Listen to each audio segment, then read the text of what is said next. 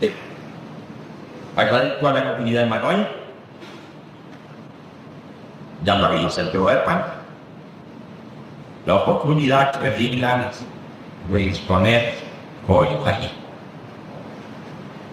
Me agradezco la presencia, los miembros de la comunidad, de los expositores de presentaciones y en general a los amigos del país. El título de la presente disertación afirma la existencia de un humanismo universal. Esto, desde luego, debe ser probado. Para ello habrá que considerar qué se entiende por humanismo, dado que no hay acuerdo general sobre el significado de la palabra. Y por otra parte, será necesario discutir si es que el humanismo es propio de un difunto, de una cultura, o se pertenece a las raíces del patrimonio de toda la humanidad. Será conveniente para comenzar explicitar los intereses con respecto a estos temas, ya que de no hacerlo podría pensarse que estamos motivados simplemente por la cuestión histórica o por cualquier tipo de trivialidad cultural. El humanismo tiene para nosotros el preocupante mérito de ser no solo historia, sino proyecto de un mundo futuro y herramienta de acción actual. Nos interesa un humanismo que contribuya al mejoramiento de la vida, que haga frente a la discriminación, al fanatismo, a la explotación y a la violencia. En un mundo que se globaliza velozmente y que muestra los síntomas de choques de culturas, de regiones, debe existir un humanismo universalista, plural y competente. En un mundo en el que se desestructuran los países, las instituciones y las relaciones humanas, debe existir un humanismo capaz de impulsar la recomposición de las fuerzas sociales. En un mundo en el que se perdió el sentido y la dirección de la vida,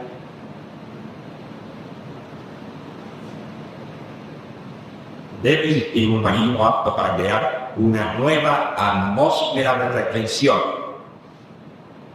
en la que no se opongan ya de modo irreductible lo personal a lo social y lo social a lo personal.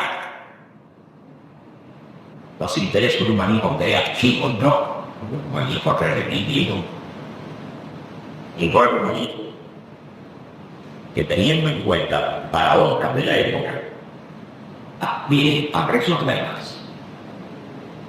Estos tópicos, en algunos casos de apariencia contradictoria, eran requisitos fundamentales a lo largo de su condición.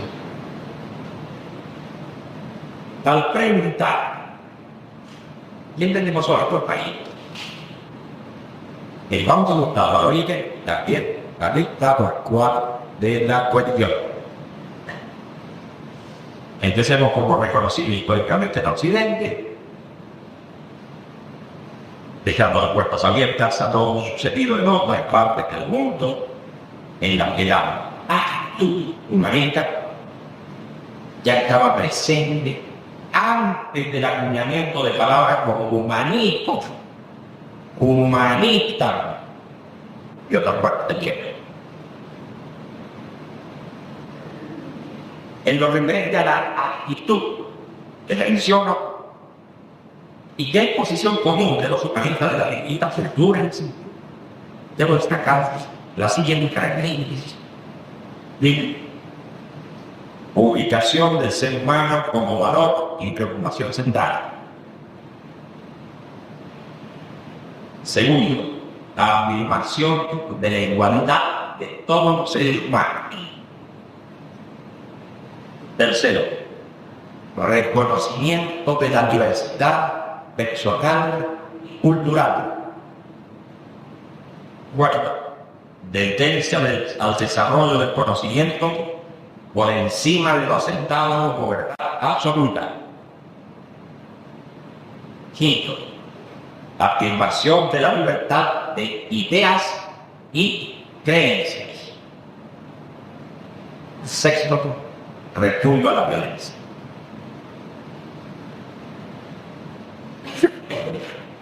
Adentrándonos en la cultura europea, particular de la Italia, breve, asertiva, observamos que el estudio de humanidades, el estudio de las humanidades, estaba referido al conocimiento de la lengua griega y latina, poniendo especial énfasis en los autores clásicos. Las humanidades comprendían la historia, poesía, retórica, gramática y filosofía política. Trataban sobre cuestiones genéticamente humanas, a diferencia de las materias propias, filológicas, jurídicas, gramatistas y legislativas, que son destinadas a una formación específicamente profesional. Desde luego que los últimos también contaban en su capacitación por elementos propios de las humanidades, pero sus estudios eran dirigidos hacia aplicaciones prácticas propias de sus respectivos opinios. La diferencia entre humanistas y profesionales fue anclándose en la mente de los primeros enfatizaron en los estudios clásicos y en la inteligencia de otras culturas, separando del lenguaje profesional un interés por lo que genéricamente humano y por las cosas humanas. Esa tendencia siguió su desarrollo, hasta incursionar en campo muy alejado de lo aceptado antiguamente como humanidades, dando lugar a la gran reproducción cultural del Renacimiento. En realidad, la actitud humanista había comenzado a desarrollarse mucho antes. Y esto podemos rescatar por los temas tratados como los buen napoleano y por las escuelas de las catedrales francesas del siglo II. Pero la palabra humanista, sin H, que designó a un cierto tipo de estudioso, recién comenzó a usarse en Italia en 1531. En este punto repito las observaciones de Campana, el artículo de Luigi of the World Humanist, publicado en 1946. Por lo que yo estoy destacando que los primeros humanistas no se reconocían a sí mismos bajo esta designación. En cambio, no para el cuerpo mucho más real. Y aquí había que consignar que palabras afines como humanístico, de acuerdo a los estudios de Robert Reed, comienza a usarse en el 1784. El humanismo, empieza a discutirse a partir de los trabajos de Liebknecht de 1808, que es a mediados del siglo pasado, cuando el término humanismo circula totalmente.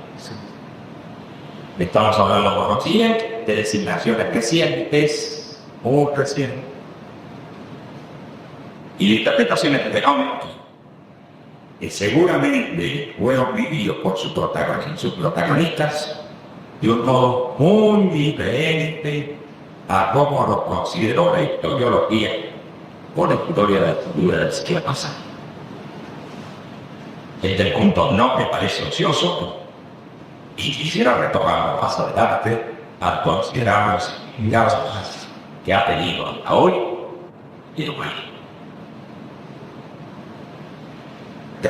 Si se me permite una digresión, diré que en el momento actual nos encontramos aún con aquel sustrato y con las diferencias entre los estudios de humanidades se imparten en las facultades o institutos de estudios humanísticos y las citas incluyen personas que no definidas por su dedicación profesional, sino por su emplazamiento respecto de lo humano como preocupación central.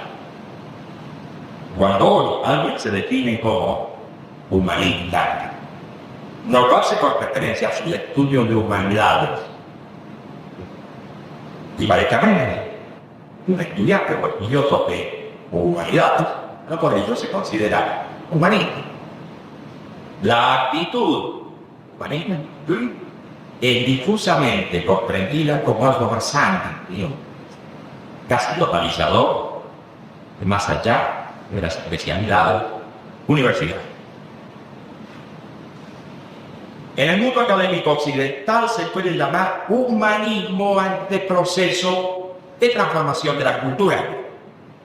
Si comenzamos en Italia, particularmente en Florencia, entre fines de 1300 y comienzos del 1400, concluye el Renacimiento con su expansión por todo Europa. Esa corriente apareció ligada a la humanidad, que eran los espíritus referidos a las cosas humanas, en contraposición a las divinidades, que ponían el acento en las cosas divinas. Y este es uno de los puntitos, igual se llama a sus representantes humanistas, donde las humanidades, las letras humanas,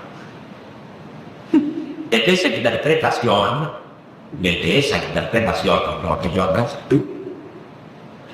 el humanismo es en su origen un fenómeno literario con una tendencia clara a retomar los aportes de la cultura contemporánea, asfixiado por la visión cristiana medieval. Debe anotarse que el surgimiento de este fenómeno no se debió simplemente a la aplicación endógena de los factores económicos, sociales, políticos de la sociedad occidental, sino que esta recibió influencias transformadoras de otros ambientes civilizados. El intenso contacto con la cultura insular y la ampliación del horizonte geográfico formaron parte del contexto que incentivó la preocupación por lo genéticamente humano y por los descubrimientos de las cosas humanas. Creo que Bureda acierta al explicar que en sus interpretaciones históricas del humanismo, que el mundo europeo medieval pre-humanista era un ambiente cerrado desde el punto de vista temporal, físico, que tendía a negar la importancia del contacto que se daba, de hecho, con otras mundos. La historia, desde el punto de vista medieval, es la historia del pecado y de la redención. El conocimiento de otra civilización, no iluminado por la gracia de Dios, no requiere gran interés. El futuro prepara simplemente el apocalipsis y el juicio de Dios. La Tierra es móvil y está en el centro del universo, siguiendo la concepción ptolomaica. Todo está circundado por las estrellas fijas y las esferas planetarias giran a imanes o a potencias angélicas. El sistema termina en el Big sede de Dios, motor móvil que vuelve a la organización social se corresponde con esta misión. Una estructura jerárquica y hereditaria diferencia a los hombres de los cielos. El vértice de la pirámide está el más desesperado, a veces aliado, a veces se impone por la deficiencia que hay. El régimen económico medieval, por lo menos del siglo XI, es un sistema económico cerrado, fundado en el consumo del producto en el lugar de producción. La circulación monetaria es escasa. El comercio en sí se lento. Y Europa es una potencia continental cerrada, porque el banco, como vía de tráfico, está en manos de bizantinos viajes. Pero los viajes de Marco Polo y su contacto con las culturas y la tecnología del Extremo Oriente, los centros de enseñanza de España, los maestros judíos, árabes y cristianos, irradian conocimientos. La búsqueda de nuevas rutas comerciales eluda la barrera del conflicto bizantino-musulmán. La formación de una capa mercantil cada día más activa, el crecimiento de una burguesía ciudadana más poderosa y el perfeccionamiento de instituciones políticas más eficientes, como los señoríos de Italia, va a marcar un cambio profundo en la atmósfera social, y ese cambio permite el desarrollo de la actividad país. No debe olvidarse que ese proceso admite numerosos avances en el proceso, hasta que la nueva actitud se hace consciente.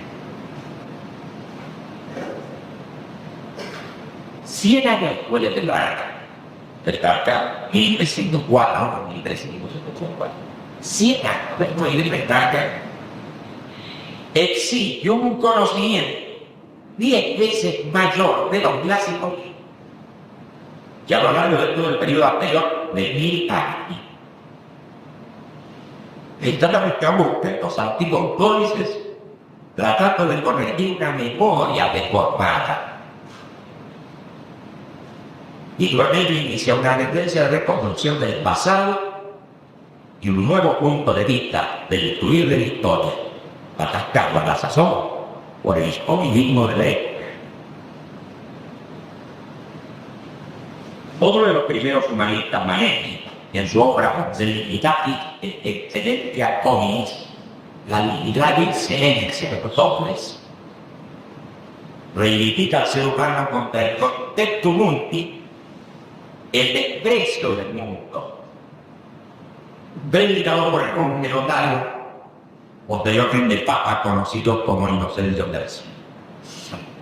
A partir de allí, Lorenzo Valla, en su De Voluntate, el placer,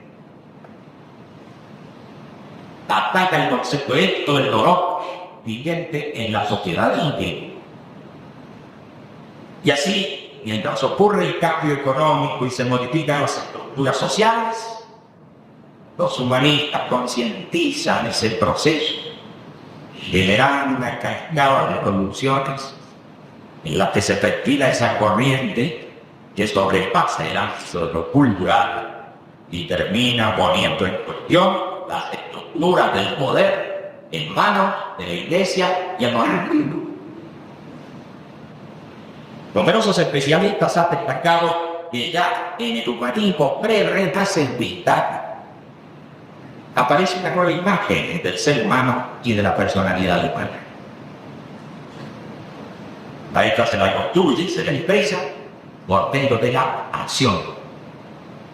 Y es en ese sentido que se da especial importancia a la voluntad sobre la inteligencia especulativa.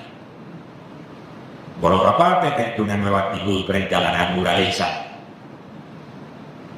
Esta ya no es una simple creación de Dios y un valle de lágrimas para los mortales, sino el ambiente del ser humano. Y en algunos casos, la sangre y el cuerpo de Dios.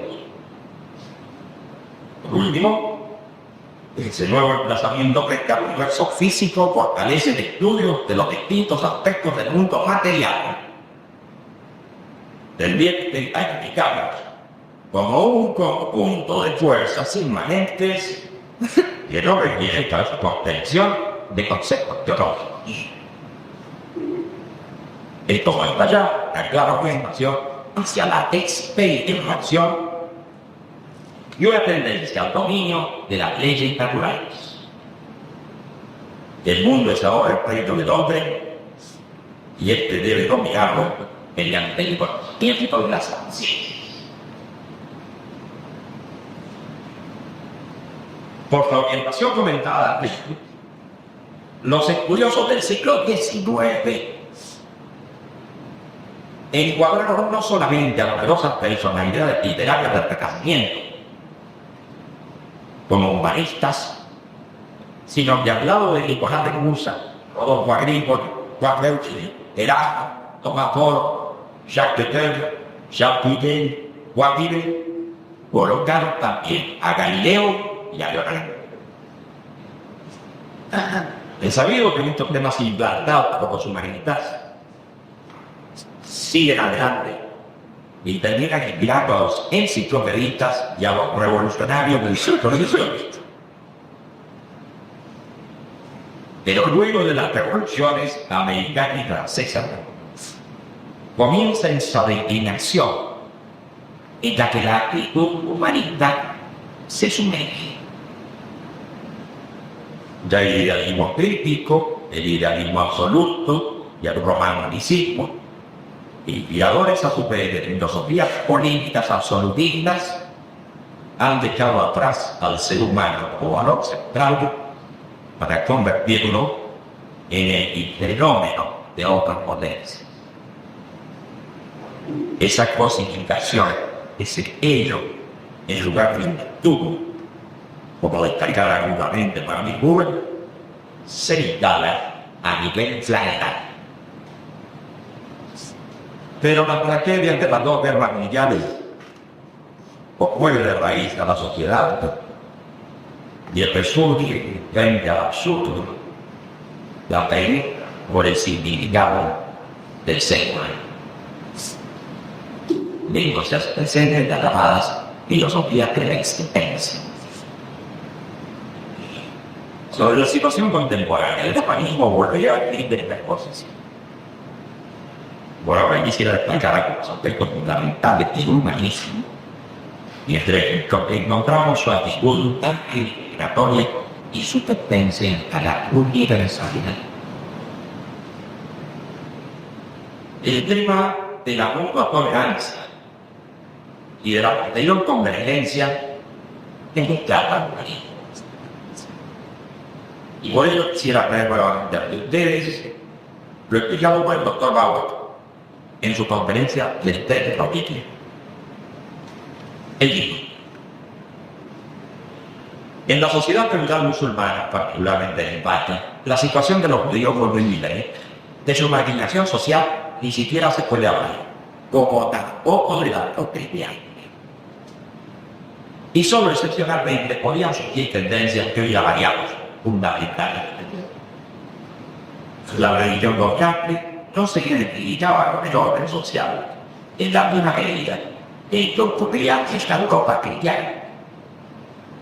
Ni siquiera cabe el término de división ideológica aquí, por más que decidiera paralelamente que tuvimos tolerancia de los cuerpos. Las 50 universidades oficiales mandó o se inconcebible en la sociedad de la vida. Era una Guamires, era el juventud, discípulo y amigo de Ibn Rushd, a Menores. Y si mataron los judíos y el propio Macron, sufrieron presiones y persecuciones por parte de los fanáticos africanos que se habían apoderado del poder en el andaluz. El filósofo árabe, que para ellos era un hereje, tampoco se sacó de aquí. Estaba la ópera Figo y un amplio y profundo humanismo, tanto por parte de sus padres como de ellos. En Italia la situación era parecida. No solo bajo el imperio del Islam sobre Sicilia, sino igualmente después, incluso durante mucho tiempo, bajo el dominio directo del papato. Un monarca de origen alemán, el emperador Federico II de Hohenstaufen, residente en Sicilia, y por edad de vivo, tuvo la audacia de proclamar para su régimen una raíz ideológica tripartita, cristiana, judía y musulmana, e incluso a través de esta última la continuidad por la filosofía clásica académicas. Y lo que hace el humanismo en la cultura criolla árabe no hay mayores dificultades en rastrearlo. Solamente quisiera traer aquí algunas observaciones del académico ruso Artur Saganev en la conferencia que sobre el humanismo en el pensamiento clásico musulmán diera en Moscú en agosto del año 2000. Él destacó que, comillas, el porcentaje de ciudades con una población mayor a 100.000 habitantes cada una en Mesopotamia y Egipto en los siglos 8 y 9 superó al de las ciudades de los países de Europa Occidental del siglo XIX, tales como Países Bajos, Inglaterra, Países Gales y Francia. Según los capturados cuidadosos, Bagdad en aquel tiempo contaba con 400.000 habitantes y la población de ciudades como Córdoba y Alejandría comprendía entre 100.000 y 200.000 habitantes cada una. La concentración en las ciudades de grandes recursos provenientes del comercio y de los impuestos determinó el surgimiento de una capa bastante numerosa de la intelectualidad medieval, lo que a su vez agilizó la vida espiritual, la prosperidad de la ciencia, de la literatura y del arte.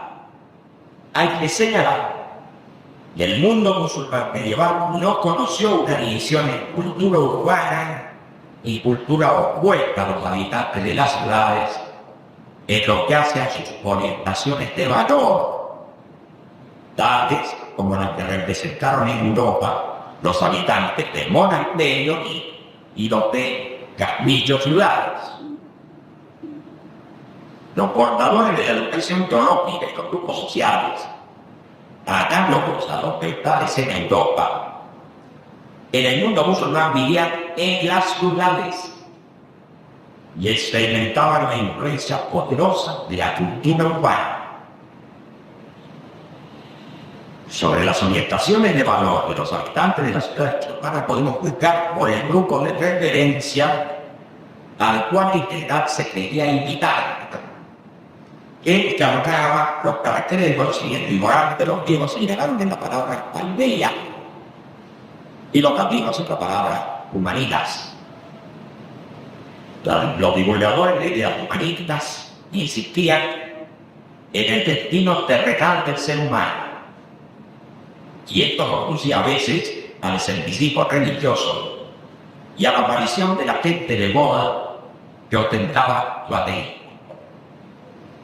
Esos referentes adquirieron gran importancia cuando el califato, por primera vez desde Alejandro Magno, se convirtió en un centro de interrelación de diferentes tradiciones culturales y de diferentes grupos convencionales esparcidos desde el Mediterráneo hasta el mundo indo y ártico. En el periodo de prosperidad de la cultura musulmana medieval, era exigencia para estos referentes sociales el conocimiento de la cultura antigua. Mientras que, por otro lado, se desarrollaron programas de educación elaborados por científicos griegos. Para la realización de estos programas, los musulmanes disponían de enormes posibilidades. Basta decir que, según el cálculo de los especialistas, solo en Córdoba se concentraban más libros que en toda Europa. La colaboración del califato es el centro de influencia recíproca con otras culturas. En la mezcla de diferentes grupos étnicos contribuía a la formación de otro rasgo del humanismo, el universalismo como la idea principal de unidad del género.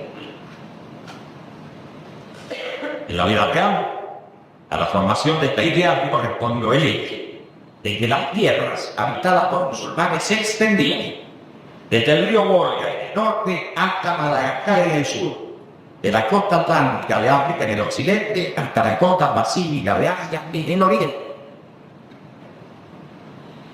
Aunque con el transcurso del tiempo la presencia musulmana se fue desintegrando y los pequeños estados formados de sus escombros fueron similares a las posiciones de los sucesores de Alejandro. Los fieles a Milán vivían unidos por una sola religión, una sola lengua literaria común, una sola ley, una sola ley. En la vida cotidiana se comunicaban e intercambiaban valores culturales de diferentes y muy diversos grupos confesionales. El espíritu del universalismo dominaba en muchos círculos científicos, uniendo a musulmanes, cristianos, judíos y ateos, que compartían intereses intelectuales comunes y que llegaban de diversos rincones del mundo conocido. Les acercaba la ideología de la amistad. Tampoco había ocurrido antes en las escuelas filosóficas de la antigüedad, como las de los estoicos, de Epicuro, de Platón, etc. Y del Renacimiento italiano, como el círculo de Marsilio Ficino. En la división organizada por algunos teólogos, y en la que muchos de los partícipes eran de distintas confesiones, fue normal fundamentar la autenticidad de la tesis, no con referencia al texto sagrado de la Biblia universo, sino apoyándose exclusivamente en la razón humana. La lectura que acabo de hacer de la contribución de Sagador no contempla la riqueza descriptiva que incluyó en base de la costumbre, vida cotidiana, arte, religiosidad, derecho y actividad económica del pueblo musulmán en la época del esplendor humanismo. Quisiera pasar ahora a otro trabajo también de un académico ruso, especialista en cultura académica, del profesor Sergei Semenov, en su monografía de septiembre de este año titulada Tradiciones e innovaciones humanistas en el mundo iberoamericano, efectúa un enfoque totalmente novedoso en el rastreo de la actitud humanista en las grandes culturas de la América precolombina. Lo dejo con su palabra.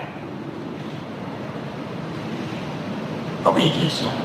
Cuando hablamos de tendencias humanistas en el mundo precolombino, podemos hacer análisis ante todo tomando el material de obras artísticas, obras de masas y obras profesionales que se expresan en momentos de la cultura material y que se graban en la memoria del pueblo. Los elementos culturales que utilizamos en este continente se diferencian de mucho de las tradiciones del mundo euroasiático, pero les aproximan del universalismo, del reconocimiento de la unidad de todos los seres humanos, independientemente de su posición tribal o social. A estos elementos los podemos hacer constar tanto en Mesoamérica cuanto en América del Sur en la etapa precolombina. De parte de los hitos, entraremos en el mundo cultural, que luego habrá de desarrollarse en las producciones concretas. El primer mito es el de Quetzalcóatl y el segundo el de Huitlacoche, dos deidades que rechazaban los sacrificios humanos, más o menos comunes antes de la llegada de los europeos. Los mismos y leyendas indígenas, crónicas españolas y monumentos de la cultura material demuestran que el culto de Quetzalcóatl, que aparece entre 1200 y 1100 antes de nuestra era, se vincula con la conciencia de los pueblos de la región en la lucha contra los sacrificios humanos y con normas morales contra el asesinato, el robo y las guerras. Según una serie de leyendas, el gobernante tolteca de la ciudad de Tula, Seattle, Don Quintana, que adoptó el nombre de Quetzalcóatl y que vivió en el siglo X de nuestra era, tenía los rasgos del héroe cultural. De acuerdo a las leyendas, este señor creía prohibió los sacrificios humanos y suplantó el sacrificio a los dioses con la entrega solamente de flores, pan y hojas. Tenía aspecto de hombre blanco, pero no era rubio, sino moreno. Algunos cuentan que se fue al mar y otros que se encendió en una llama ascendiendo al cielo, dejando la esperanza de su regreso plasmada en la estrella marítima. A este hecho se le atribuye la afirmación en Mesoamérica del estilo de vida humanista denominado Dos de Gallón, que asimilaron no solo los toltecas, sino los pueblos vecinos y los que heredaban las tradiciones toltecas. Ese estilo de vida se basaba en los principios de hermandad de los seres humanos, del autoperfeccionamiento del trabajo, de la veneración por la honestidad, del cumplimiento por la palabra empeñada, del estudio de los secretos de la naturaleza y de la visión del mundo óptimo. Las leyendas de los pueblos mayas del mismo periodo así contaron la actividad del gobernante o sacerdote de la ciudad de Chichén Itzá, que tenía el nombre de Cuculcán, análogo maya del Quetzalcóatl. A otro representante de la tendencia humanista en Mesoamérica lo tenemos en la persona de un gobernante de la ciudad de Texcoco, el poeta Mezahuán Coyol, que vivió entre 1402 y 1472. Él también rechazó los sacrificios humanos, cantó la amistad de nuestros pueblos y creció profunda influencia en la cultura de las naciones. En América del Sur observamos un movimiento análogo al comienzo del siglo XV. Este movimiento se vincula con el nombre de Inca Cusi Yupanqui, que recibió la designación de reformador, y el río Tupac Yupanqui. Al igual que en Mesoamérica, el reformador tomó el nombre de un yogi, que en este caso es un yaguachi. Son conocidas las normas morales por las que se regían las sociedades de la Estudio, que en gran medida estaban relacionadas con la reforma del Cusi Yupanqui, quien, al igual que Don Quinzán, tenía los rasgos del héroe culinario. Y hasta aquí la cita de un trabajo, por supuesto, mucho más extenso y envolvente. Con la lectura de estos fragmentos, he querido acercar una muestra de esto que llamamos actitud humanista, en regiones muy separadas, y que por supuesto podemos encontrar en periodos precisos de diferentes culturas. Y digo en periodos precisos porque tal actitud no es permanente, sino que parece retroceder y avanzar de un modo pulsante a lo largo de la historia, hasta que muchas veces desaparece definitivamente en los tiempos sin retorno que preceden al colapso de una civilización. Se comprenderá que establecer vínculos entre las civilizaciones a través de sus momentos humanistas es una tarea vasta, pero de grandes alcances. Si en la actualidad los grupos étnicos y religiosos se repliegan sobre sí mismos a fin de lograr una fuerte identidad, tenemos en marcha una suerte de chauvinismo cultural regional que amenaza chocar con otras etnias, culturas o religiosas. Y si es que cada cual ama a su pueblo y su cultura, también puede comprender que en él y en sus raíces existe o existió ese momento humanista que lo hace, por definición, universal y semejante al pueblo con el que se enfrenta. Se trata pues de diversidades y el yo podrán ser barridas por unos o por otros.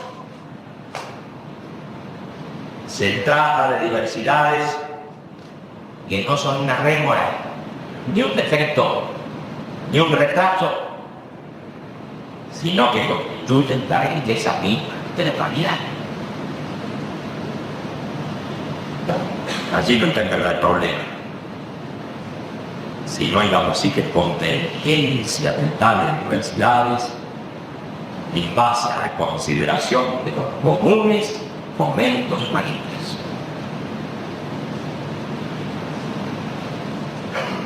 Quisiera por último retomar el estado de la cuestión humanista en el momento actual. Dijimos que luego de las dos catástrofes mundiales, los filósofos de la existencia reabrieron el debate sobre un tema que parecía muerto en el pasado. Pero este debate partió de considerar al humanismo como una filosofía, cuando en realidad nunca fue una postura filosófica, sino una perspectiva y una actitud frente a la vida y al mundo. Si en el debate se dio por aceptada la descripción del siglo XIX, no es de extrañar que pensadores como Foucault hayan acusado al humanismo de estar incluido en ese relato. Ya antes Heidegger había empezado su antihumanismo a considerar a este como una metafísica más en su carta sobre el humanismo. Tal vez la discusión estuvo basada en la posición del existencialismo sartreano, que planteó la cuestión en términos filosóficos. Viendo estas cosas desde una perspectiva actual, nos parece excesivo aceptar una interpretación sobre un hecho como el hecho mismo, y a partir de ello atribuir a él determinada carga. Althusser y Strauss, los grafistas, han declarado en sus obras antihumanismo, del mismo modo que otros han defendido al humanismo como una metafísica o cuando menos una antropología. En realidad, el humanismo histórico occidental no fue en ningún caso una filosofía, ni a un enemigo de la metáfora o el marxismo. El hecho de que numerosos filósofos se hubieran incluido en la actitud humanista no implica que esta fuera una filosofía. Por otra parte, si el humanismo renacentista se interesó por un tema de la filosofía moral, debe entenderse esa preocupación como un esfuerzo más por desbaratar la manipulación práctica que en ese campo invocó la filosofía con la mentalidad. Desde esos errores en la interpretación del humanismo, considerado una filosofía, es fácil llegar a posturas naturalistas como las que se expresaron en el Manifiesto Humanista de 1933, o a posiciones social liberales como en el Manifiesto Humanista 2 de 1974. Así las cosas, autores como Lamont han definido sus humanismos como naturalistas y antiidealistas, afirmando el antisobrenaturalismo, el evolucionismo radical, la inexistencia de la verdad, la autosuficiencia del hombre, la libertad de la voluntad, la espiritualidad y el valor del arte y el humanitarismo. Creo que no tienen todo el derecho de caracterizar así a sus concepciones. Pero me parece un exceso sostener el humanismo histórico se haya movido dentro de esa dirección.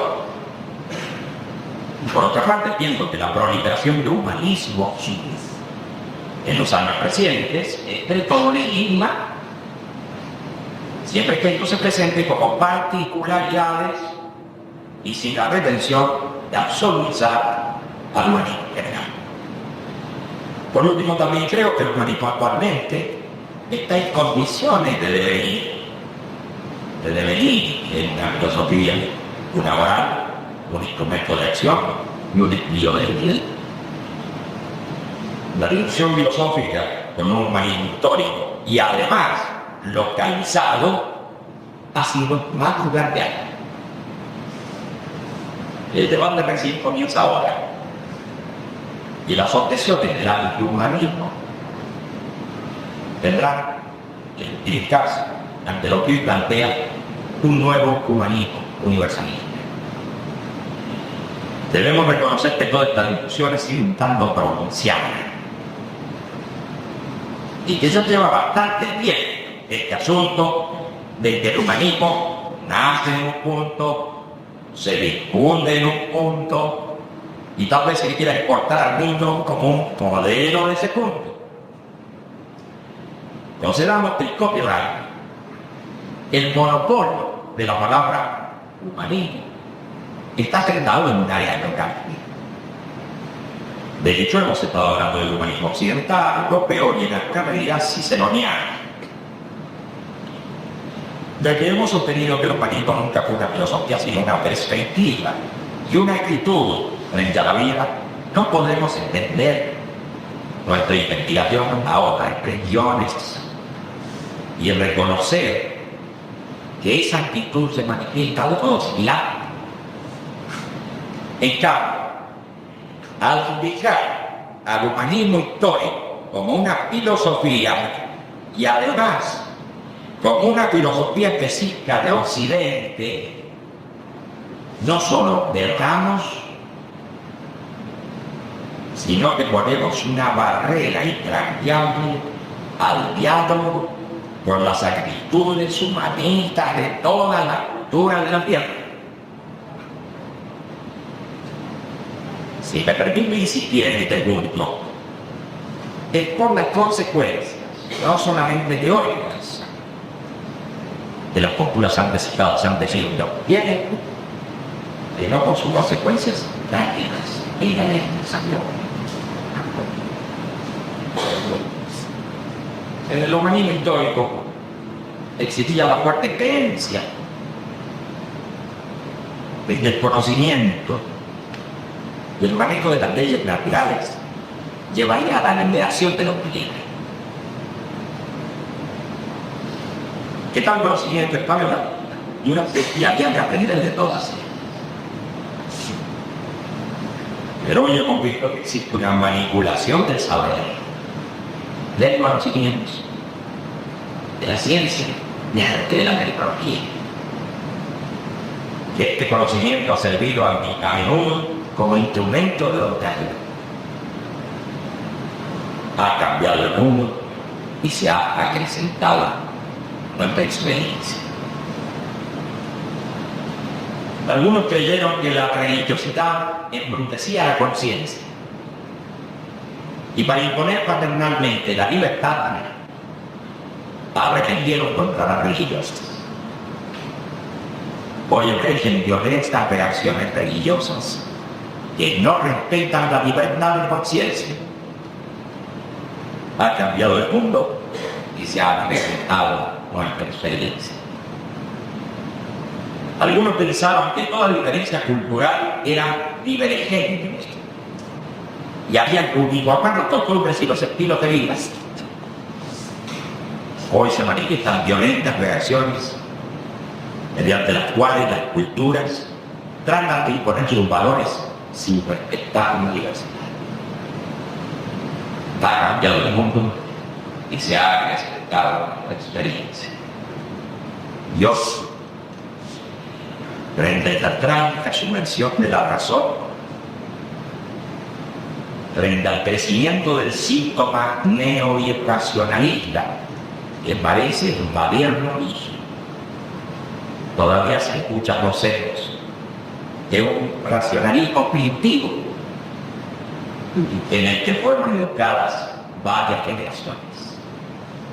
Muchos parecen decir: razón teníamos al querer acabar con las religiones, porque si hubiéramos logrado, hoy no habría lucha religiosa. La razón teníamos al tratar de cuidar la diversidad, porque si hubiéramos logrado, no se encendería ahora el fuego de la lucha entre ellas y ellas. Pero aquellos racionalistas no lograron imponer su culto filosófico unido, ni su estilo de vida público, ni su cultura pública. Y eso es lo que sobre todo cuenta la discusión para solucionar estos hechos, conflictos o desarrollo. Todo tiempo más se necesitará para conceder que un individuo y sus patrones intelectuales o de comportamiento no son modelos que la humanidad en general debe seguir. Digo esto porque tal vez sea el momento de reflexionar seriamente sobre el cambio del mundo y de nosotros mismos. Es fácil pretender que cambien nosotros. Somos de nosotros pensando no será hora de que comencemos a reconocer al otro, a la diversidad del tú. Creo que está planteado con más ausencia que nunca el cambio del mundo, y este cambio, para ser positivo, es indisoluble en su relación con el estado personal. Después de todo, mi vida tiene un sentido si el que quiero vivir claro, y siempre puedo elegir o luchar por las condiciones de la existencia y de la vida en general. Y este antagonismo entre lo personal y lo social no ha dado buenos resultados. Ahora hay que ver si no tiene mayor sentido la relación convergente, sean los términos. Este antagonismo entre las culturas no nos lleva por la dirección correcta. Se impone la revisión del declarativo reconocimiento de la diversidad cultural y se impone el estudio de la posibilidad de convergencia hacia una nación humana universal. ¿Por qué no? No pocos defectos se ha atribuido a los humanistas de las distintas épocas. Se ha dicho que también Maquiavelo era un humanista, que trataba de comprender las leyes que rigen el poder. Porque el mismo Galileo, extrañaba que Galileo mostró una suerte de debilidad moral frente a la barbarie de la Inquisición. Que Leonardo no estaba entre sus invenciones con avanzadas máquinas de guerra que diseñó para el príncipe. Y siguiendo la academia, se ha afirmado que aquellos escritores, pensadores, científicos contemporáneos han mostrado aquellas declinadas. Seguramente que en todo hay muchas cosas ciertas, pero de 12 puntos en nuestra apreciación de los sentidos. Acá no tuvo que ver con la fabricación de la bomba atómica. Su método radica en la adopción de la célula convergente. Grandes sabemos del laboratorio anteriormente, incluido el cine, la TV, pero por sobre todo su técnica se destacó en la formulación de una gran teoría absoluta, la teoría de la relatividad. Y Einstein no tuvo debilidades morales frente a la nueva Inquisición. Ni tampoco Heidegger, a quien se le presentó el proyecto Manhattan para la construcción de un artefacto que diera fin al conflicto mundial solamente como arma disuasiva que jamás iba a ser utilizada contra los seres humanos. Oppenheimer fue firmemente traicionado. Y por ello llevó su voz y el fuerte tratamiento a la conciencia moral de los científicos. Por ello se lo destituyó y por ello fue perseguido por el macartismo. Muchos defectos morales atribuidos a personas de actitud humanista no tienen que ver con su posición frente a la sociedad o a la ciencia, sino con su tesitura de seres humanos enfrentados al dolor y al sufrimiento. Si es por consecuencia y por fortaleza moral, la figura de Giordano Bruno, frente al martillo, aparece como el paradigma del budista clásico. Y contemporáneamente, tanto Einstein como Mercalli pueden ser considerados como humanistas de una pieza. ¿Y por qué más allá del campo de la ciencia no habíamos de considerar como términos humanistas a Tolstoy, a Gandhi y a Luther King? Red Rider, humanista. Estoy seguro que millones de personas en todo el mundo tienen una actitud humanista de la vida. Pero sí con pocas personalidades, porque constituyen modelos de posición humanista reconocidos por todos. Yo sé que las individualidades se pueden objetar conductas, en ocasiones procedimientos, sentidos de la oportunidad, votando, pero no podemos negar y compromisos con nosotros, seres humanos. Por otra parte, no estamos nosotros para pontificar acerca de quién es o no es humanista, sino para obligar con la limitación del caso acerca de humanista. Pero si alguien nos exigiera definir la actitud humanista en el modismo actual, le responderíamos en pocas palabras que humanista es todo aquel que lucha contra la discriminación y la violencia, proponiendo salidas para que se manifieste la libertad de elección del ser humano. Nada más.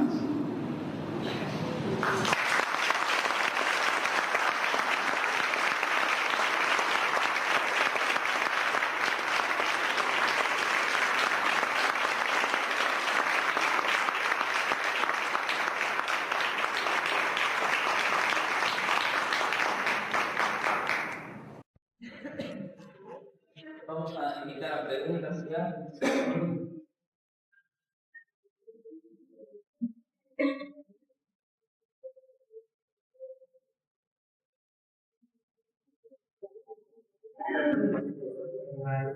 Sí, mi nombre es Mauricio Latá, yo soy titular de la Asociación Mundo. Me interesaría saber cuál es la salida que tenemos como ciudadanos, como seres humanos, ante la imagen que se presenta de la institución política nacional, y nosotros dentro de la institución. ¿Cómo nos subyuga, especialmente con el concepto de corrupción, maltrato público y todo lo demás? ¿Cómo esa imagen de que el sistema es más grande que nosotros como individuos?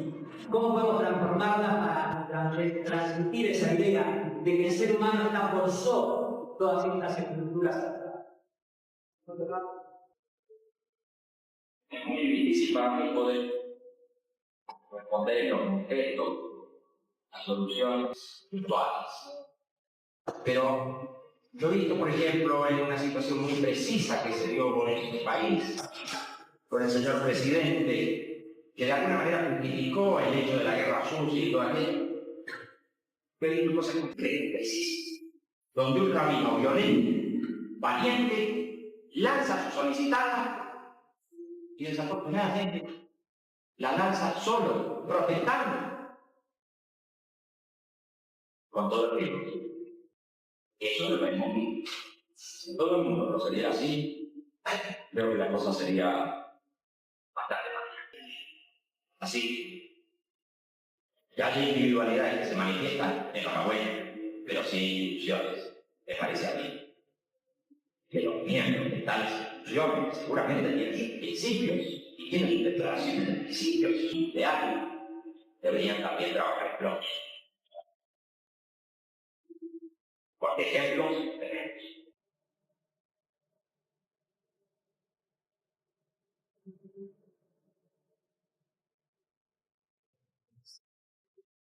Quería preguntar, en una época donde un aparente, sí, en una época actual donde hay un aparente triunfo del neoliberalismo, ¿Qué posibilidades ve que tiene el humanismo de, no sé, no diría de imponer, sino de transmitir su punto de vista? Yo creo que en estas cosas la pregunta, ahí le dan el micrófono. Puede ser que la repita con el Sí, micrófono. la pregunta es, en una época actual, donde hay un aparente triunfo del neoliberalismo, ¿qué posibilidades ve de triunfo o de difusión del humanismo? O de aplicación de los principios humanistas, ¿no?, a la sociedad. yo creo que esto no debe responderse en términos voluntaristas, o como si se tratara de fuerzas antagónicas y de una lucha en donde uno presenta una tesis y el otro una antítesis. Yo creo que esto es un problema mucho más estructural y que el humanismo seguirá abriendo paso, no solo por su voluntad de cambio, sino por el deterioro de la situación en general. No creo que la actitud voluntarista, simplemente el hecho de que haya gente que desea simplemente cambiar la situación, no creo que con eso vaya. Este es un juego de relación de fuerzas y de una dinámica estructural donde a la voluntad de cambio le irá acompañando el deterioro de un esquema que, por otra parte, empieza a comprar los símbolos. Recordemos que el neoliberalismo está implantado mal que mal en casi todo el planeta y vamos claro, no es el caso aquí de hacer una cita de las profesores, pero hay un librito del Cartas a mis amigos, donde justamente atiendo a esos problemas y donde doy mi punto de vista. Mi punto de vista es a los que nos estamos enfrentando más que al triunfo del neoliberalismo, es un creciente deterioro de todas las instituciones, de los valores humanos y a una situación muy peligrosa de desintegración de la civilización. No creo yo que esto se pueda arreglar por la simple voluntad de los humanistas. El proceso en el que estamos todos involucrados, que se va deteriorando y que desde luego se requiere la concientización, como ha pasado tantas veces en la historia, la concientización de la gente que quiere el cambio, pero no es por voluntad propia que ese cambio se va a producir, sino por un cambio. Yo remitiría para estas cartas, mis amigos, es bastante de intención todo esto. Bueno, sé que es un poco aburrido, pero...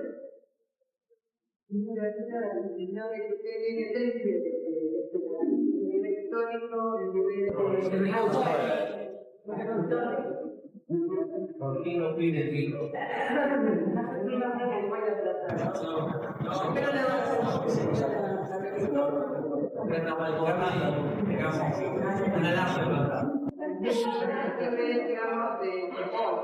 Después de una evolución histórica en donde el hombre que puede preguntarle de cosas de los hombres. Y me decían que una es la lectura histórica que se fue dando y transmitiendo los conceptos que otros pudieron decir que era el hombre. Y otra es la reflexión de los libres pensadores que quisieron buscar algunas cosas. Yo creo que cambia, no sé,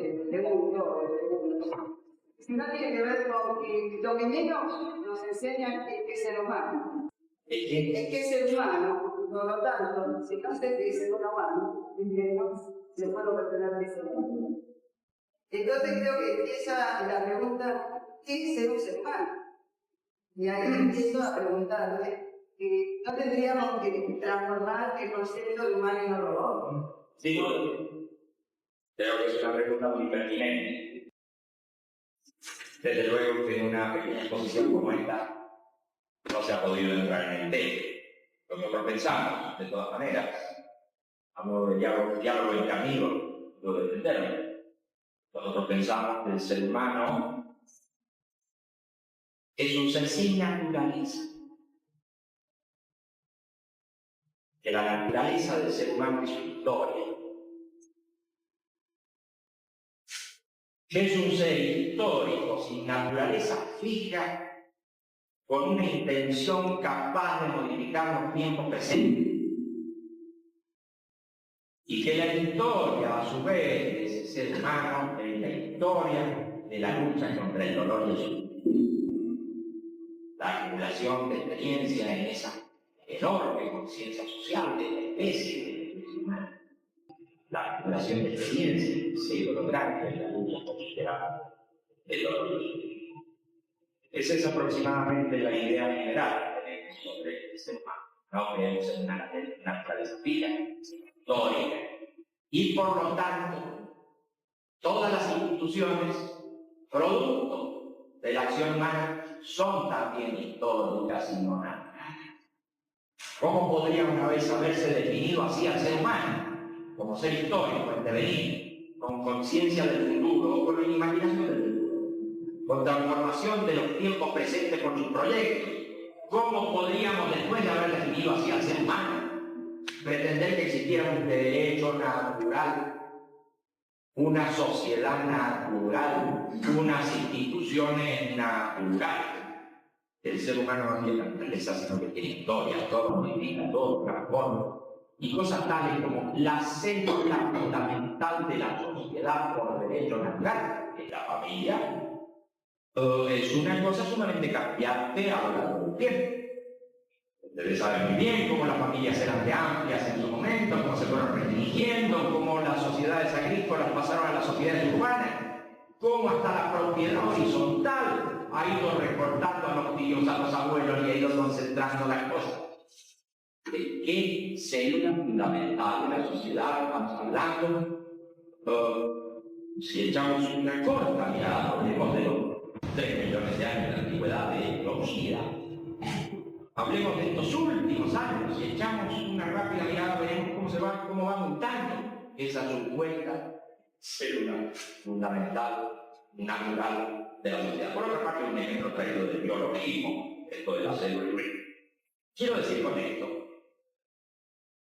que de naturaleza poco, de mutación mucho.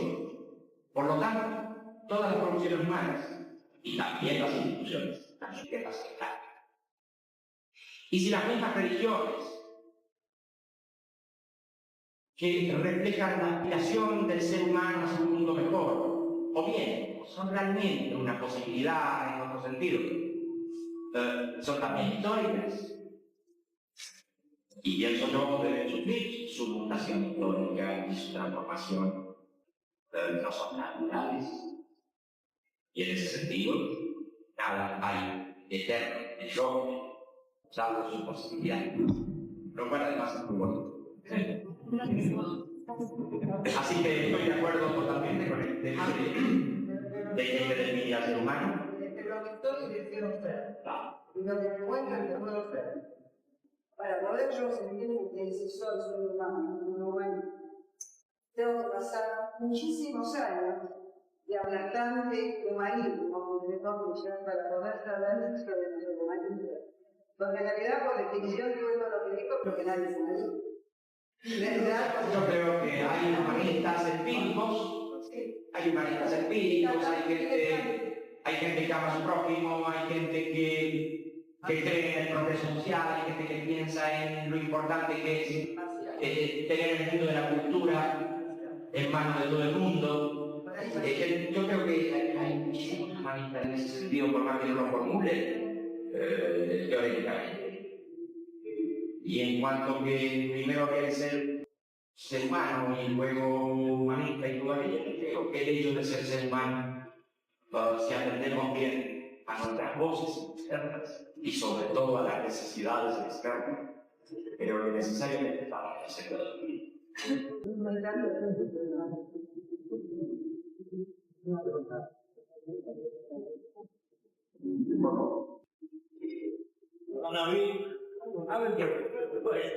Le agradezco particularmente el concepto de historicidad y lo comparto plenamente.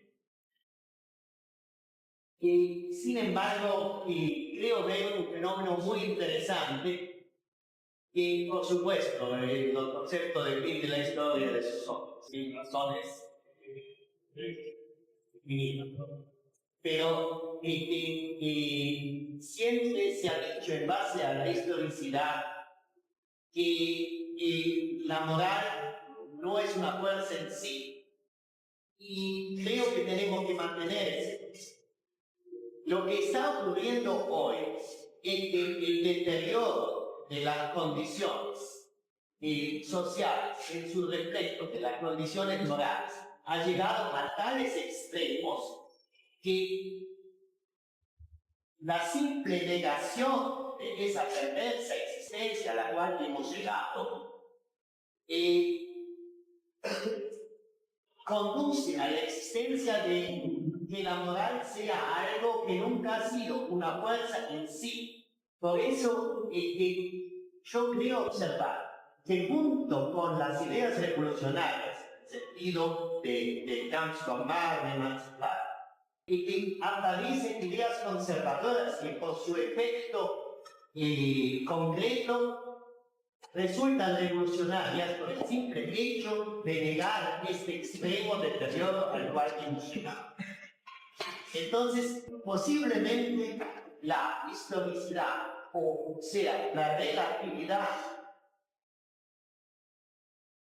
de las ideas, se niega a sí mismo y lleva a un nuevo absoluto, por así decir, que en la negación y la superación, en lo cual confluye lo conservador y lo emancipador. Coincido totalmente con ese punto de vista. Por eso en algún pequeño párrafo insinué que ya es hora de que el humanismo también formule, haga planteamientos o llamamientos a una nueva conciencia moral. Este tema de la moral no es inconsistente. Se ha pronunciado demasiado la palabra moral.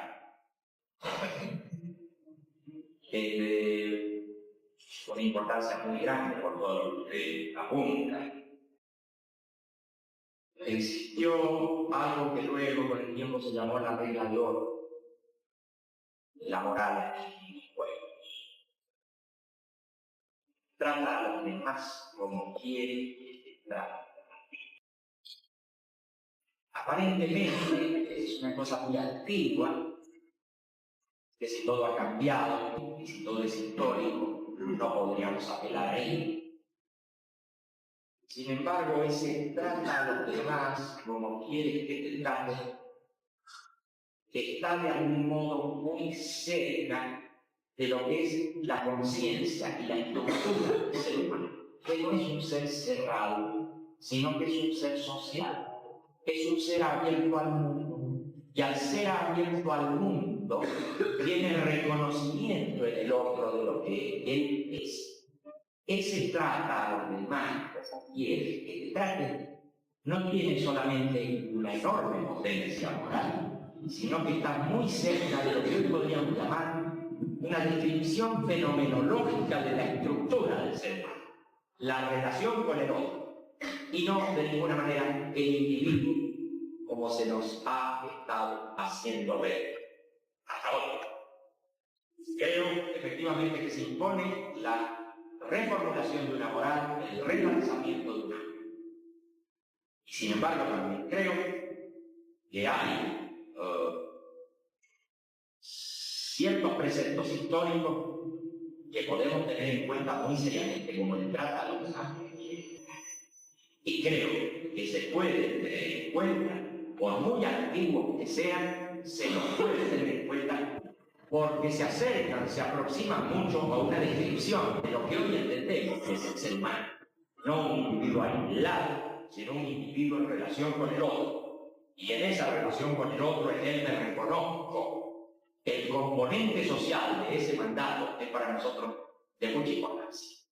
De manera que esto que usted goza, este problema entre el revolucionarismo historicista y la realidad de ciertas instituciones o de cierta moral que había que tener en cuenta, yo coincido plenamente con eso, pero sobre todo con aquel tipo de planteamientos o de formulaciones que se acercan a lo que realmente tiene que ver con la estructura del ser. No se trata de que trates bien a los otros por un motivo estratosférico. No se trata de que debas hacer esto y no debas hacer aquello otro porque yo lo digo. Se trata de que trates a los demás como quieres que te traten, porque parte de la estructura del ser humano es la relación con el mundo.